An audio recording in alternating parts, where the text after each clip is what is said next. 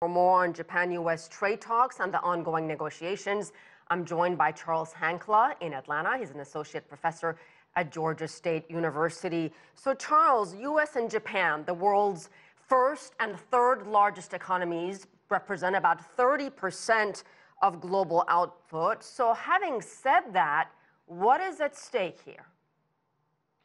Well, there's quite a lot at stake. As you mentioned, the U.S. and Japan are the world's first and third largest economies, unless you count the European Union as a whole.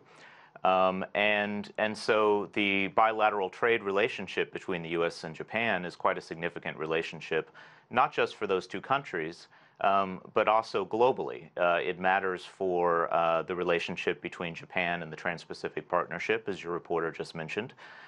This is an agreement of Pacific Rim countries that the U.S. was a key player in until President Trump withdrew the U.S. just after becoming president in 2017.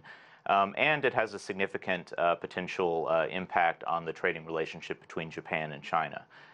So the potential stakes are quite significant. So you mentioned TPP. Is Japan, in fact, in a stronger, better position here with less to lose because it sealed all these trade pacts with EU countries, with others really sidelined by the Trump administration, by President Trump, which pulled out of the TPP? Yes, I think being inside the TPP, actually, it's interesting. The Japanese Prime Minister has been refusing President Trump's offer for bilateral trade talks because he wants to encourage the United States to rejoin the Trans-Pacific Partnership. But it was really this threat of U.S. tariffs on cars and car parts, which are such an enormous part of Japanese exports to the United States, as your reporter mentioned, that really convinced the Japanese that they needed to come to the table and discuss bilateral trade relations with the United States. Now, there are some who think that the Japanese motivation here is primarily to kind of avoid the threat of these tariffs rather than to really make progress in other areas or possibly to run out the clock on President Trump's presidency. But you can expect the Japanese negotiators to be bringing the Trans-Pacific Partnership into the talks regularly. I think the primary best case scenario for Japan is for the U.S. to rejoin that agreement. And what do you think the U.S. priority is? What does Washington hope to get out of these negotiations? Yeah, well, good question. I think the number one priority for the Trump administration is to reduce the trade deficit with Japan, particularly in car and car parts. That's very significant.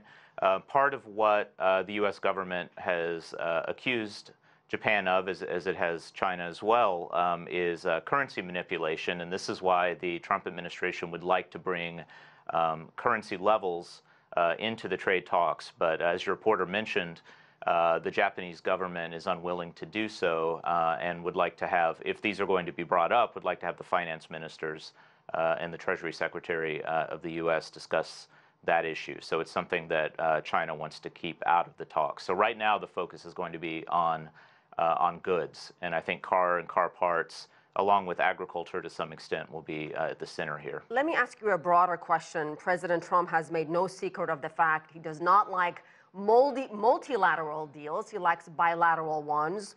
In fact, he's made that much of his focus, making deals with various countries. Is there a downside to that, Charles? That's a great question, and I believe that there is a very significant downside. One of the reasons why world trade shifted into the multilateral arena under the leadership of the U.S. after the Second World War was to separate trade agreements and international economics from the political arena and the security arena. In other words, to keep the security and political animosities between countries from defining their trade relationships, to discourage the existence of trade blocs, which had played a role in the world wars. And so that was one of the motivations for the creation of the multilateral trading system. And so I think one of the risks for a bilateral trading system politically is that trade follows the flag, it's often said. And the more bilateral agreements there are, the more likely political animosities and political friendships will define trade flows, and that's inefficient economically, and it might also exacerbate those political and security relationships and animosities. And from an economic perspective, it's better for trade to flow where it flows most efficiently rather than for it to flow according to political relationships. All right, we'll have to leave it there. Charles Hankla, thank you so much.